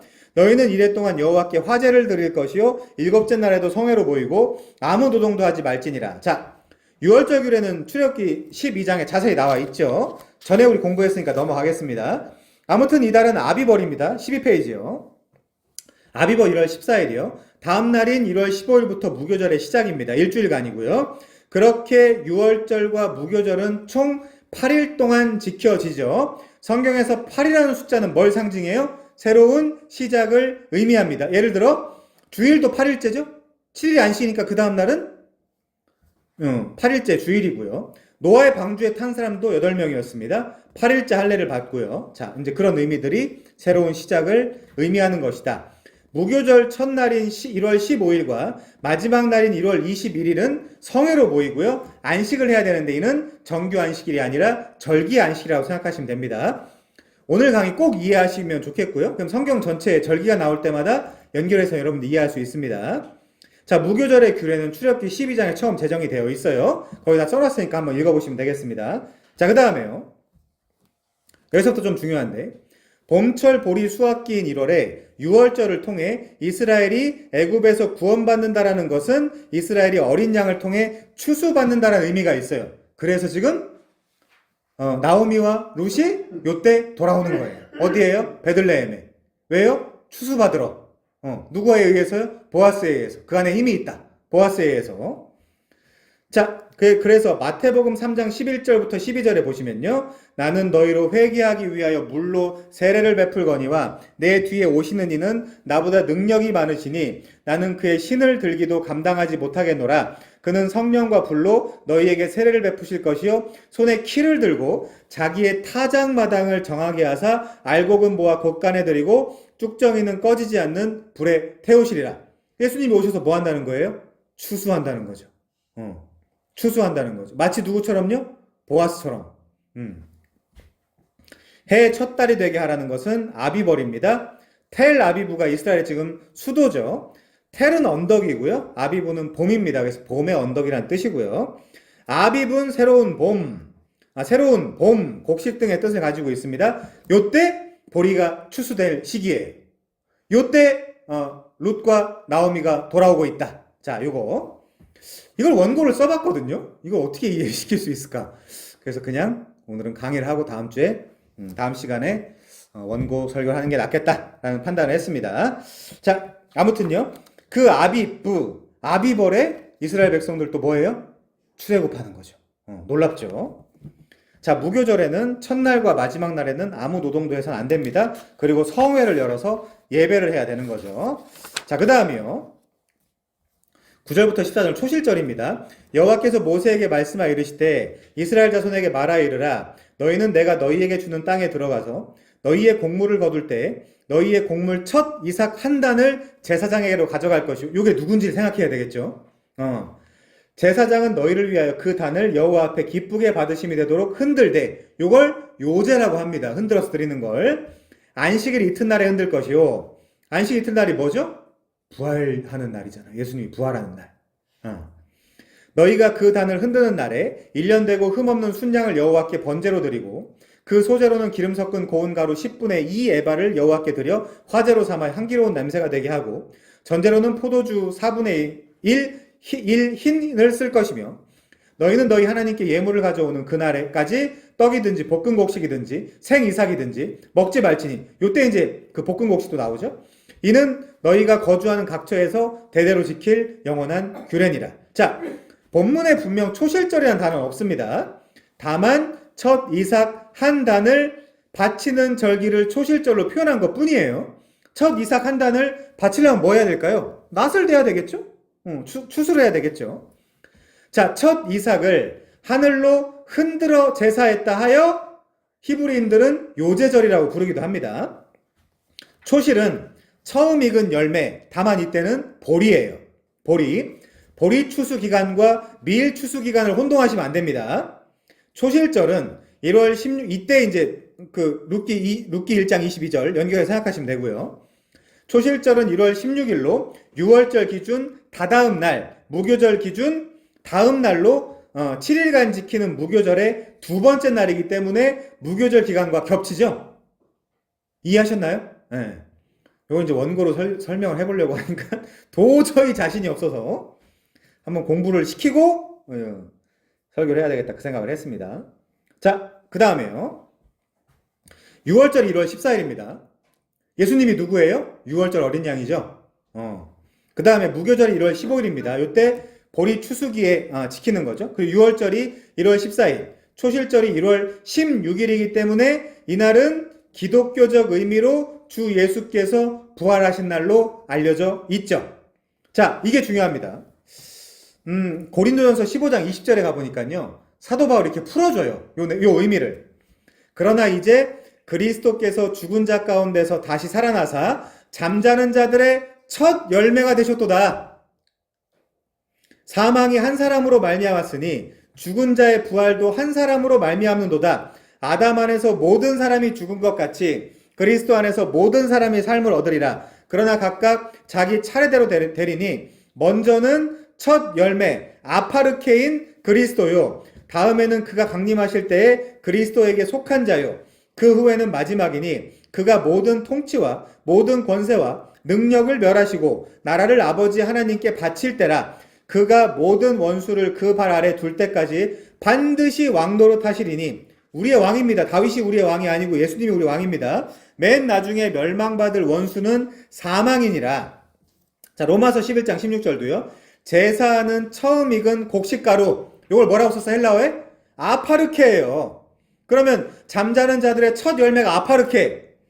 처음 익은 곡식가루 아파르케. 아파르케가 거룩한 즉 떡 덩이도 그러하고 뿌리가 거룩한 즉 가지도 그러하니라. 첫 곡식단이 부활을 해요. 그럼 나머지도 다 부활한다는 얘기죠. 논리적으로 아파르케. 자, 여기서 사도 바울이 첫 열매라고 표현한 부분은 초실절 첫 곡식단을 말하는 것이 맞아요. 근데 여러분이 그동안 어떻게 가스라이팅을 받아왔어요? 첫 직장에 갔냐? 월급을 받았지? 첫 열매는 달에다 드려야지. 이 얘기가 그 얘기입니까? 아니잖아요. 우리의 첫 열매이신 예수님을 우리 대신에 하나님께 요제로 드리란 얘기예요. 그러면 우리도 예수님과 함께 부활한다. 함께 죽었고 장사 지내고 부활, 그 얘기 하려고 하는 거지. 월급 받았잖아. 사업해가지고 깨비. 아니 그럼 내야 될 거 아니야. 첫 열매를. 그 얘기가 아니란 말이에요, 여러분. 그걸 종교적 사기라고 그러는 거예요. 옛날에 이 말씀을 드려도 되는지 모르겠지만 종교적 사기라고 했다가 윤 장로님께 한번 혼났었는데, 그렇게까지 과격하게 아이들 앞에 말씀하시면 어떻게 합니까? 라고 제가 혼난 적이 한번 있는데, 아무튼 그렇습니다. 윤 장로님이 누군지 모를 테니까요. 자, 초실절이 되면 제사장은 요 첫 열매, 첫 곡식단을 하나님 앞에 흔드는 거예요. 흔들어서 요제라고 하는 겁니다. 자, 그래서 지금 제가 옛날에 생각해보면 과격하긴 했어요. 그쵸? 자, 첫 열매의 증거를 보이는 거고요. 그렇게 예수께서 죽은 자들 가운데 첫 열매이며 예수의 이 초실절은 모든 믿는 자의 성도들의 부활을 보증하고 확증하는 사건이 되는 거예요. 잠자는 자들의 첫 열매. 그러면 6월절 무교절의 시작, 그리고 초실절이라는 이스라엘 농사 시기와 예수님의 유월절 어린 양으로서의 죽음, 장사, 부활의 시기가 딱 맞아 떨어져야 돼요. 이거 안 맞아 떨어지면 사기입니다. 초실절을 소위 일요일에 지킴으로써 주의 날이 안식일에서 주일로 바뀔 것도 예견이 되고 있는 거죠, 여기서. 게다가 이 초실절에 봄에 보리 수확을 시작하면서 거둔 첫 곡식단을 성전으로 가져가서 하나님께 제물로 드리기 전까지는 햇 곡식을 절대로 먹을 수 없게 되어 있습니다. 근데 우리가 룻기에 보면 다 설명을 할 건데 앞으로 보아스가 햇 곡식을 주잖아요. 보아스가. 우리도 예수님이 햇 곡식을 우리한테 먹이는 거거든요.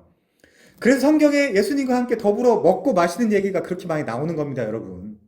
그게 축제고 그게 성회예요. 신약적 의미의 축제고 성회다. 예배다, 그게. 자, 이게 제가 너무 먹먹해서 인용을 하는 건데요. 제가 이제 사랑하는 문병호 교수님이라는 분이 계신데 뭐라고 말씀을 하셨냐? 제가 일부러 긁어왔습니다. 마지막 때 유대인의 왕으로서 오신 예수 그리스도는 자기 자신의 몸을 속죄의 제물로 드림으로써 세상의 죄를 없애시고 하나님의 보좌 우편에서 우리를 다스리는 왕이 되셨다. 그는 죄를 사하는 속죄제로, 허물을 가리는 속건제로, 감사로 되돌리는 감사제로, 더불어 먹고 마시는 화목제로 자기 자신을 드리셨다. 자기 자신 전부를 헌신제인 번제로, 허공에 들리는 거니까요. 허공에 달리셔서 거제로, 십자가라는 표현이 더 좋긴 하겠는데 아무튼요. 몸을 요동치셔서 요제로, 살을 짓이기셔서 소제로, 물과 피를 다 쏟으셔서 전제로 드리셨다. 그럼 예수님이 이 제사를 다 드리셨으면 우리가 드릴 제사가 있어요? 없잖아요. 그래서 히브리서 10장에 가면 한 영원한 제사로 우리를 영원히 거룩하고 온전하게 하셨다. 누가요? 예수님이요. 그거 안 믿으면 우리 신앙생활 못하죠. 재미없죠. 의미 없죠. 자, 그래서 우리 존경하는 문병호 교수님 이런 말씀 하셨고요. 그리스도를 상징하는 첫 곡식단을 흔들어서 드리기 때문에 이걸 요제라고 표현할 수도 있다라고 했죠. 자, 넘어가고요. 그 다음 77절입니다. 요 77절은 여러분들이 오순절이기도 하다고 기억하시면 되겠고요. 15절부터 보겠습니다. 안식일 이튿날 곧 너희가 요제로 곡식단을 가져온 날부터 세워서 7 안식일을 수요로 채우고 7 안식일 이튿날까지 합하여 50일을 계수하여 새 소제를 여호와께 드리되 너희의 처소에서 10분의 2 에바로 만든 떡 2개를 가져다가 흔들지니 이는 고운 가루에 누룩을 넣어 구운 것이요 이는 첫 요제로 여호와께 드리는 것이며 너희는 또 이 떡과 함께 1년 된 흠없는 어린 양 7마리와 어린 숫소 1마리와 순양 2마리를 드리며 이것들을 그 소제와 그 전제 제물과 함께 여호와께 드려서 번제로 삼을지니 이는 화제라 여호와께 향기로운 냄새며 또 순염소 하나로. 그러니까 예수님이 이 제사를 다 안 드리셨으면 머리 나빠서 못 드리겠죠, 제사를. 이거 어떻게 다 하겠어요, 이거를 매일. 1년 된, 그러니까 이제 이것도 다 드려야 되는 시기가 있는데 어린 순양 2마리를 화목제물로 드릴 것이요 제사장은 그 첫 이삭의 떡과 함께 그 2마리 어린 양을 여호와 앞에 흔들어서 요제로 삼을 것이요 이것들은 여호와께 드리는 성물이니 제사장에게 돌릴 것이며 이날에 너희는 너희 중에 성회를 공포하고 어떤 노동도 하지 말지니 이는 너희가 그 거주하는 각처에서 대대로 지킬 영원한 규례니라. 예수님이 대대로 지켰어요, 이 영원한 규례를. 그냥 우린 지킬 게 없습니다. 너희 땅에 곡물을 벨 때 밭 모퉁이까지 다 베지 말며 떨어진 것을 줍지 말고 그것을 가난한 자와 거류민을 위하여 남겨두라. 나는 너희 하나님 여호와니라. 요거를 보아스가 그대로 이야기하죠. 룻기 2장에서. 자, 초실절은 1월 16일입니다. 이 초실절 이후 50일째가 늦은 봄 그리고 이른 여름에 밀 추수기에 지키는 오순절이에요. 이때를 77절이라고 부르기도 한다라고 했죠. 7749. 이때를 자꾸 맥추절이라고 해서 혼동이 있는데 이때는 정확하게 이야기하면 보리 추수가 아니라 밀 추수할 때입니다. 밀 추수. 그래서 50일은 초실절을 포함해서 센 수고요. 49일은 초실절을 빼고 센 수입니다. 이스라엘은 보리 수확을 하고 첫 곡식단을 바친 지 정확하게 50일째 되는 날에 두 번째 밀로 햇 곡식을 드려야 되는데 그때를 오순절 77절이라고 하는 거예요. 이 3월 6일 77절은 밀 추수를 시작하는 절기입니다. 사람들이 맥추절이라고 하니까 보리 추수라고 착각을 하는데요. 이 77절, 오순절은 밀 추수하는 기간이고요. 7절기 중에 화목제를 요구하는 유일한 절기가 바로 오순절입니다. 6월절이 이스라엘의 독립기념일이라면 77절의 오순절은 교회의 독립기념일이라고 할 수 있죠. 이때 누가 내려오세요? 성령이 내려오시죠. 그래서 똑같습니다. 구약에서 율법이 내려온 날이, 율법이 그 시내산에서 내려온 날이 77절이에요. 신약에서 성령이 내려오신 날이 오순절, 바로 이 날입니다. 똑같은 날이에요. 둘 다 일요일입니다. 다 주의 날로 표현된 소위 일요일에 일어난 날들이고요. 예수께서 부활하신 초실절도 일요일이죠. 그래서 주의 날의 중요성이 이렇게 표현되고 있습니다. 그렇지만 우리 복음적인 교회는요, 매일매일이 주일이다. 매일매일이. 자, 3월 6일인 오순절 혹은 77절이라고 하는 소위 맥추절은 보리를 추수하는 때가 아니라 밀을 추수하는 때이기 때문에 출애굽기 34장 22절에 맥추의 추실절이라는 표현은 오해 소지가 있습니다. 그래서 맥추의 초실절이 아니라 밀의 초실절로 바꿔서 불러야 되겠죠. 또한 맥추절이라고 표현된 출애굽기 23장 16절도 마찬가지입니다. 한번 볼게요. 출애굽기 34장 22절이요. 77절 곧 맥추의 초실절을 지키고 이렇게 써놓으니까 보리 추수하는 때인가 보다라고 하지만 밀입니다. 새말에는 수장절을 지켜라. 23장 16절도요. 맥추절을 지키라. 이는 내가 수고하여 밭에 뿌린 것의 첫 열매를 거둠이니라. 수장절을 지키라. 이는 내가 수고하여 이룬 것을 연말에 밭에서부터 거두어 저장함이니라. 맥추는 보리를 거두어 드리는 가을이라는 뜻이잖아요. 그래서 보리 수확을 의미하기 때문에 우리가 이제 그동안 혼용해서 사용해 왔는데 이번 기회에 좀 정확하게 교정해 놓으면 좋을 것 같습니다. 보리 추수 시기와 초실절과 밀 추수 시기 77절을 혼동하시면 안 돼요. 자, 그렇고요. 넘어가겠습니다. 다음 페이지로. 그래서 유대인들은 현재 보리의 초실절은 절기로 지키지 않고 밀의 초실절인 오순절, 즉 77절은 아주 성대하게 지키는데 우리 기독교인들에게는 보리의 초실절 사건도 매우 중요한 날짜죠. 저는 이 오순절부터 신약시대라고 생각하는 사람입니다. 이때부터 신약시대, 오순절날 성령이 내려오셔야 진정한 신약시대가 시작이 된다. 자, 아무튼요. 그 이유는 1월 14일인 6월절에 돌아가신 예수께서 사흘 동안 장사 지내하셨다가 1월 16일인 보리의 초실절에 부활하셨기 때문이고요. 그래서 초실절도 굉장히 중요하고요. 오순절도 그 이후로 50일인 오순절도 굉장히 중요하다. 자, 그렇고요. 오순절 이날은 분명히 신약의 성령 강림일이기 때문에 예수님이 돌아가신 6월절, 부활하신 초실절, 그리고 주님이 승천하시고 10일째 되는 날인 성령이 강림하신 이 오순절은 이스라엘의 농사 사이클과 연결하여 매우 중요한 절기다. 한 해의 소산 중 첫 곡식단을 하나님께 드리는 것은 이 모든 소출이 하나님께로 왔으며 사실상 모든 것이 하나님의 은혜라는 것을 고백하는 행위입니다. 신약적 의미로는 우리가 받은 최고의 은혜인 예수 그리스도의 구속사역의 은총을 하나님 앞에서 고백하는 행위가 되겠죠. 자, 이때로부터 4달 정도는 수학과 다른 절기가 없습니다. 그래서 예수님이 이걸 교정해 주시죠? 다시 한번 읽어볼게요. 요한복음 4장 35절.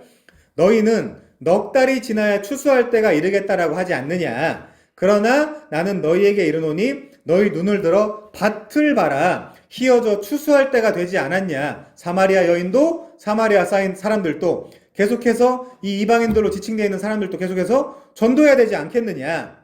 대다수 유대인들은 당시에 이 절기와 농사 시스템이 육적 추수로만 이해하고 있었는데 예수께서 오셔서 복음 전파 사역의 문제를 꺼내들고 나오신 것입니다.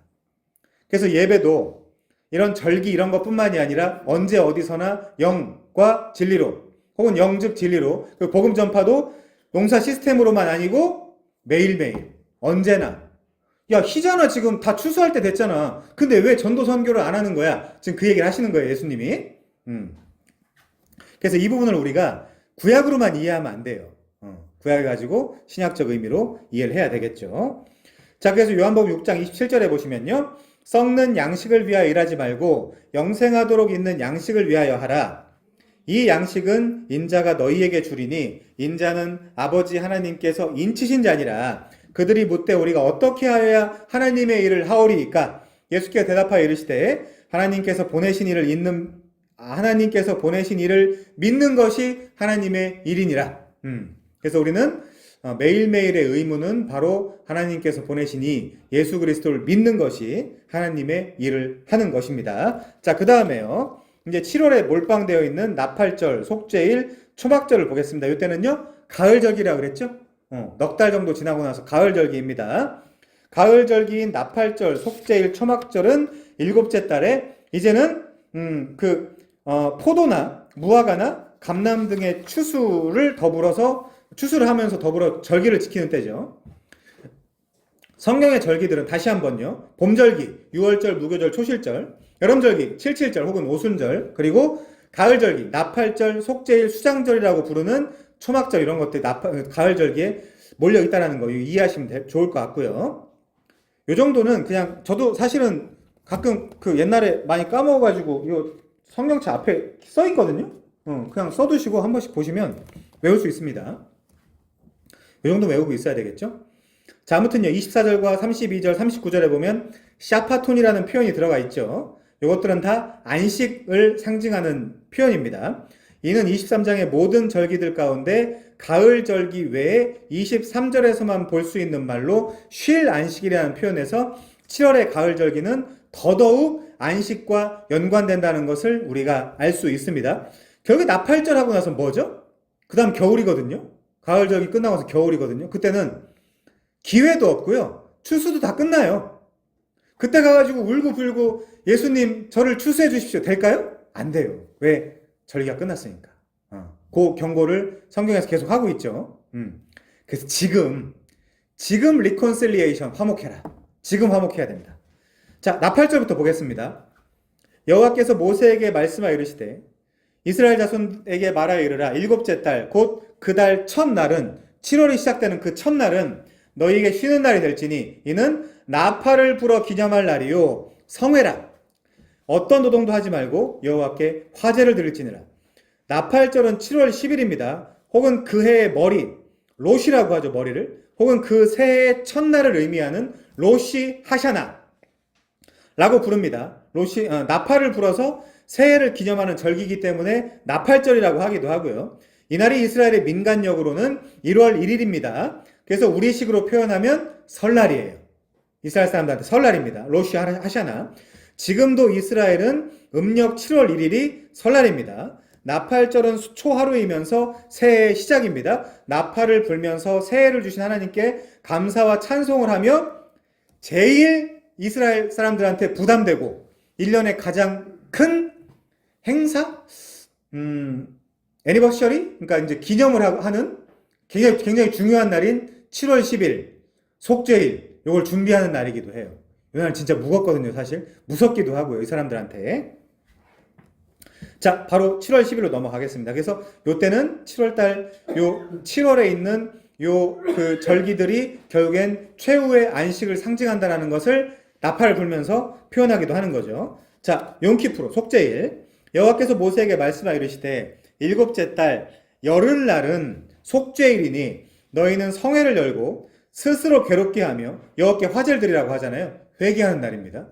회개할 때 괴롭죠? 이날에는 다른 어떤 일도 하지 말 것은 너희를 위하여 너희 하나님 여호와 앞에서 속죄할 속죄일이 됨이니라. 요 날 하루라도 하나님 앞에서 겸비하면서 내가 어떤 존재인지를 묵상하고 알아보고 하나님 앞에서 이제 괴로워하라는 거죠. 이날에 스스로 괴롭게 하지 아니하는 자는 그 백성 중에서 끊어질 것이니라.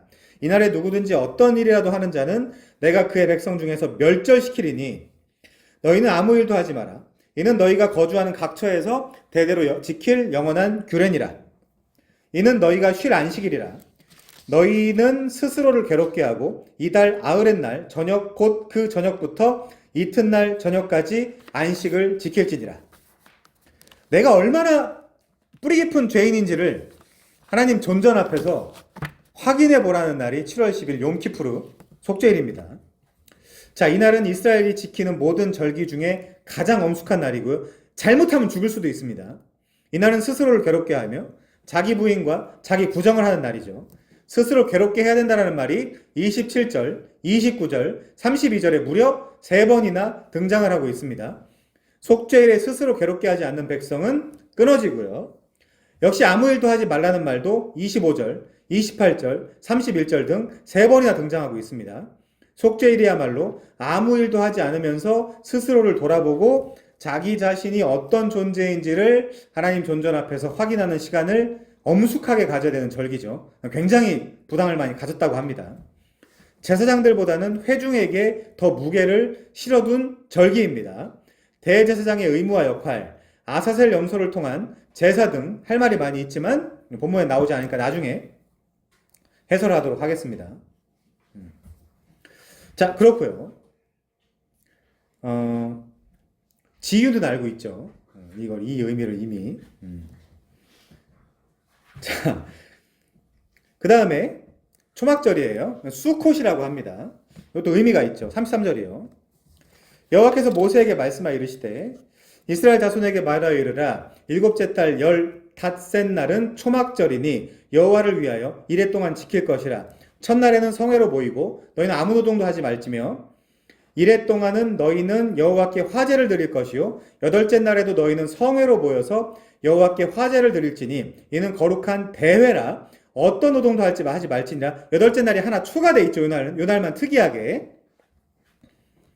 이것들은 여호와의 절기라. 너희는 공포하여 성회를 열고 여호와께 화제를 드릴지니 번제와 소제와 희생제물과 전제를 각각 그날에 드릴지니 이는 여호와의 안식일 외에 너희의 헌물 외에 너희의 모든 서원제물 외에 또 너희의 자원제물 외에 너희가 여호와께 드리는 것이니라. 그러니까 드릴 게 엄청 많잖아요. 근데 시작에서는 한 분, 예수님만 드리면 돼요. 하나님 앞에 예수님만 드리면 됩니다. 너희가 토지 소산 거두기를, 근데 이제 이런 것도 다 성경에 써 있으니까 다 드려야 된다라고 사람들한테 이야기하는 사람들은 왜 소를 잡고 양을 잡고 비둘기를 안 잡습니까? 왜 그런 건 안 해요? 이거 너무 선택적 아니에요? 너희가 토지 소산 거두기를 마치거든 7째 날 달 15셋 날부터 이레 동안 여호와의 절기를 지키되 첫날에도 안식, 8째 날에도 안식, 첫날에는 너희가 아름다운 나무 실과와 종려나무까지와 무성한 나무까지와 신의 버들을 취하여 너희의 여호와 앞에서 이레 동안 즐거워할 것이라. 너희는 매년 이레 동안 여호와께 이 절기를 지킬지니 너희 대대의 영원한 규례라. 너희의 7째 달에 이를 지킬지니라. 너희는 이레 동안 초막에 거주하되 이스라엘에게서 난 자는 다 초막에 거주할지니 이는 내가 이스라엘 자손을 애굽 땅에서 인도하여 내던 날에 초막에 거주하게 한 줄을 너희 대대로 알게 함이니라. 나는 너희 하나님 여호와니라. 그러니까 광야 기간 동안 어디서 살았어요? 초막 치고 살았죠? 그거 기념하면서 그래 하나님이 우리 구원해 주셨지. 요거를 기념하는 최종 절기가 수장절 혹은 초막절입니다. 굉장히 중요하니까 조금만 설명을 할게요. 자, 44절은 결론부입니다. 모세는 이와 같이 여호와의 절기를 이스라엘 자손에게 공포하였더라. 자, 초막절은 6월절, 77절과 함께 이스라엘의 3대 절기고요. 남자는 요때 예루살렘에 와서 공수가 아닌 뭔가 하나님께 예물을 드림으로 하나님을 만나야 됩니다. 가을 절기의 대표 절기고요. 1년 중에 마지막에 해당하는 절기입니다. 요때 끝나면요. 겨울입니다. 그 다음부터 농사도 없고요. 구원도 없어요. 요 기간을 은혜 받을 때요. 구원받을 날이로다. 이렇게 설명할 수 있겠죠. 자, 초막절이라는 이름은 이 기간 동안 이스라엘 사람들이 초막 안에서 살아야 하는 것을 나타냅니다. 초막을 뜻하는 단어가 수콧이거든요. 근데 잘 생각해보면 이스라엘 백성 이집트를 떠나서 처음 머문 곳 이름이 뭐예요? 수콧입니다. 그걸 상징하는 의미이기도 하고요. 자, 초막절이 가진 가장 중요한 의미는 하나님께서 이스라엘이 종되었던 애굽 땅을 떠나서 출애굽을 하며 광야에서 초막, 장막을 지고 살았을 때 하나님의 도움을 경험한 것을 기념하는 절기죠. 자, 두 곳 정도만 한번 읽어보겠습니다. 신명기 8장이에요. 내가 오늘 명하는 모든 명령을 너희는 지켜 행하라. 그러니까 요거는 직접적인 관련이 없으니까 좀 밑에 볼게요. 4절부터 볼게요. 이 40년 동안에 내 의복이 헤어지지 아니하였고 뭐 치고 살았는데도요? 초막 치고 살았는데도, 장막 치고 살았는데도. 다시요, 4절.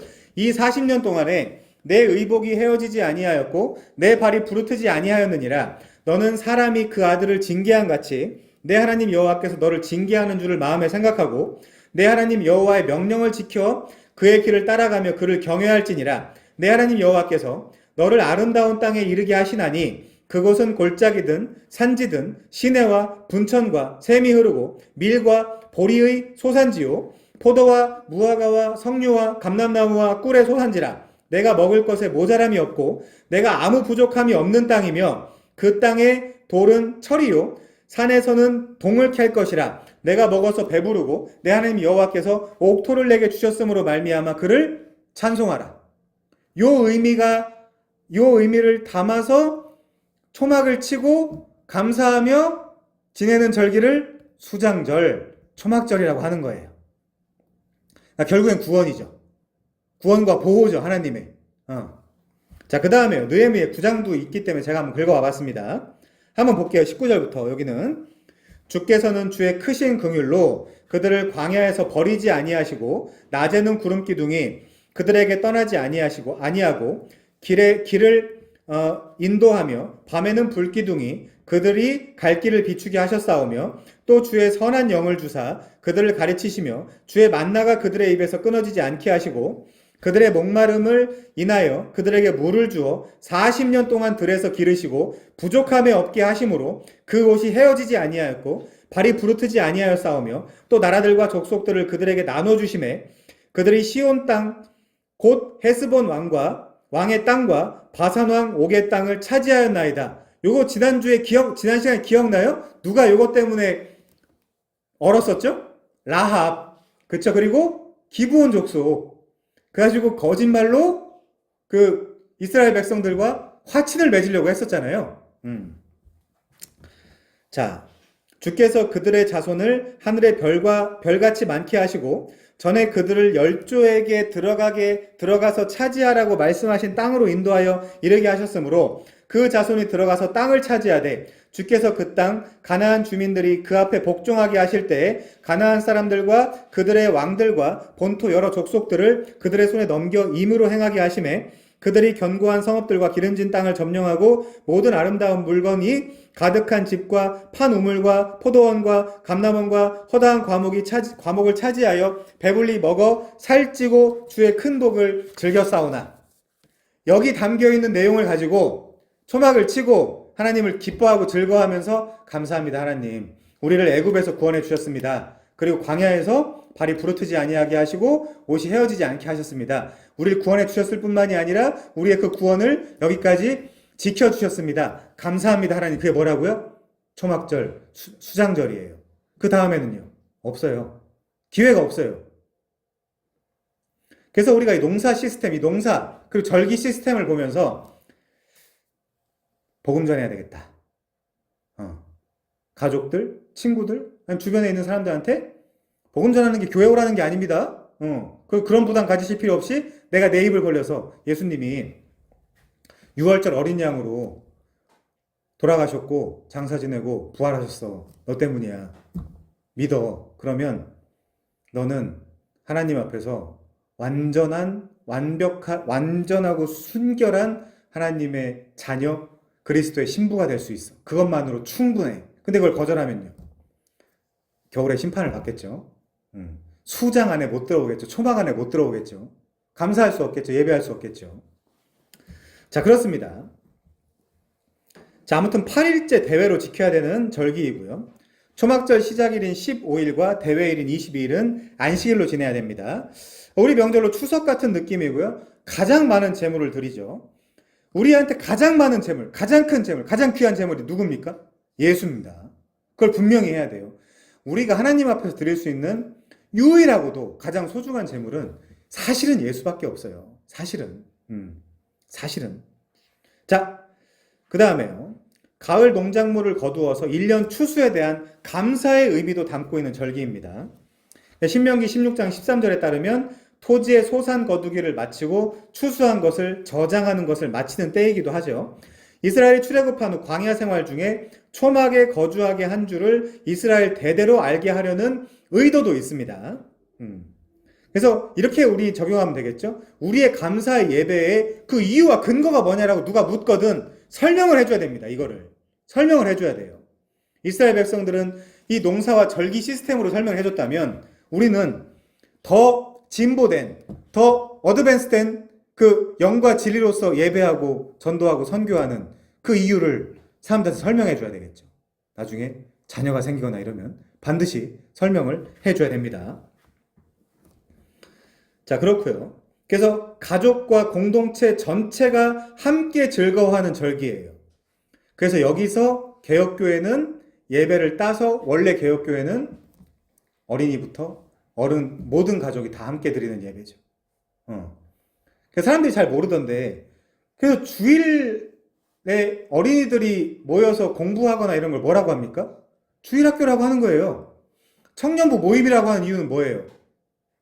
그 공예배가 아니라는 의미를 갖고 있는 거예요, 원래. 그래서 좀 세게 이야기하면 어린이들끼리만 모여서, 청년들끼리만 모여서 하는 예배는 예배가 아니다. 전체가 다 모여서, 가족이 다 모여서 하는 예배가 퍼블릭 워십, 공예배다. 개혁교회에서 그렇게 이야기를 하는 겁니다, 원래는요. 근데 대한민국은 유례가 없는 1960년, 70년대부터 유례가 없는 부흥을 이뤘거든요. 그래가지고 복음도 잘 모르고 교회 문화도 잘 모르고 성경도 모르고 문화도 모르고 아무것도 모르는 사람들이 교회 와가지고 너무 산만하다 보니까 쪼갠 것 뿐이에요. 주일학교로, 청년부 모임으로, 그리고 예배로 이런 식으로. 그걸 잘 모르면 이상한 이야기를 할 수도 있겠죠. 아무튼 그렇습니다. 자, 그렇고요. 초막절은 구약 이스라엘 백성이나 신약 초대교회 성도들에게 매우 중요한 절기고요. 스가랴에서는 초막절을 지키지 않으면 재앙을 받고 비를 받지 못한다라는 경고도 기록되어 있습니다. 초막절을 지키면 재앙에서 하나님이 보호를 해주겠다는 약속을 받는 거죠. 신약에서는 요한복음에 예수가 초막절을 지킨 기록이 있습니다. 심지어 이렇죠. 요한복음 7장 2절과 14절에 보면요. 유대인의 명절인 초막절이 가까운지라 이미 명절의 중간이 되어 예수께서 성전에 올라가서 가르치시니. 자, 생명수의 축복을 약속하기도 하죠. 명절 끝날 곧 큰 날에 예수께서 서서 외쳐 이르시되 누구든지 목마르거든 내게로 와서 마시라. 나를 믿는 자는 성경에 이른과 같이 그 배에서 생수의 강이 흘러나오리라 하시니. 요때의 문맥은 이 절기가 다 끝났고 지금부터는 이런 때, 절기, 시기 이런 거랑 상관없이 복음이 얼마든지 누구에게든지 전파되는 때다. 이제 이런 의미를 담고 있는 겁니다. 자, 초막절을 지켜야 영혼이 영적 갈증에서 해소되어 구원받는다는 의미를 갖고 있고요. 이건 물론 문자적인 의미입니다. 제한적인 의미고요. 거기서 뛰어넘어야 돼요. 자, 그리고요. 특히 이게 중요하죠. 요한복음 1장 14절에서 말씀이 육신이 되어 우리 가운데 거하심에, 여기 거하심이라는 헬라어가 스케노거든요. 스케노. 여기 초막절의 신약적 배경과 연결이 됩니다. 그래서 예수님은 하나님의 임재가 장막 가운데 거하듯 우리와 함께 거하는 분이다. God dwells among us. In Christ. 그리스도 안에서. 자, 초막절은 하나님께서 이스라엘 모든 절기 가운데 백성에게 기뻐할 것을 명령한 최초의 절기이기도 하죠. 그래서 마크 루커는 이렇게 이야기합니다. 구약에서 하나님의 통치와 깊이 관련 있는 초막절은 그리스도의 재림 때에 가서 완벽하게 완성이 될 것이다. 세상이 심판받는 그때 마지막 추수가 있을 것이다. 제가 아까 읽어드렸고요. 또 제가 좋아하는 학자죠. 고드메남. 이렇게 이야기합니다. 절기의 원령만큼 신약과 구약의 연속성을 분명하게 보여주는 곳은 없다. 이 연속성은 6월절, 초실절, 7.7절의 새 절기가 성금요일, 예수님이 돌아가신 날이죠. 자, 우리는 근데 함부로 성이라는 단어 붙이지 않습니다. 금요일, 부활절, 오순절이 된 사실에게 가장 잘 설명될 것이다. 이렇게까지 외남이 이야기하고 있습니다. 자, 이 모든 절기들이 노동의 중지와 안식일과 연결이 된다는 거, 그리고 이 절기들을 이해한 하나님의 백성들이 최후의 안식에 들어갈 때 최종적이며 궁극적인 안식의 기쁨을 누리게 하기 위함이라는 거, 그걸 지향하고 있다는 거 반드시 알아두시고요. 그래서 이 절기 시스템, 절기 사이클로 우리는 복음을 더 깊고 풍성하게 이해할 수 있게 되었다는 것 이해해 주시면 좋겠습니다. 결국 이 농사 사이클 중에 추수 기간 시작에 나오미와 룻이 베들레헴 성전으로 돌아왔다라는 점. 룻기 1강에서 말했듯이 유대인들은 오순절 기간에 뭘 낭독했다고요? 오순절 기간에 룻기를 낭독을 했습니다. 이는 추수가 중심이 되는 성경이 바로 룻기라는 것을 이들이 알고 있었다는 뜻이죠. 자, 6월절에는 아가서, 오순절에는 룻기, 아빕 9일에는 애가서, 초막절에는 전도서, 부림절에는 에스더를 낭독을 했습니다. 자, 룻기를 낭독한 이유는 추수와 깊이 연관되어 있는 성경이기 때문에 그렇고요. 이것은 철저한 하나님의 계획과 섭리와 역사입니다. 우리의 삶과 인생도 하나님의 계획과 하나님의 시간표대로 한치 한 톨도 부정당하지 않고 움직이니까 여러분 걱정과 두려움에서 벗어나서 이 하나님을 의지하면서 당당하게 살아가야 되겠죠. 다음 시간에 다시 원고 설교로 이 강론 시간을 채우도록 하겠습니다. 우리 함께 찬송하고 기도하는 시간 갖겠습니다.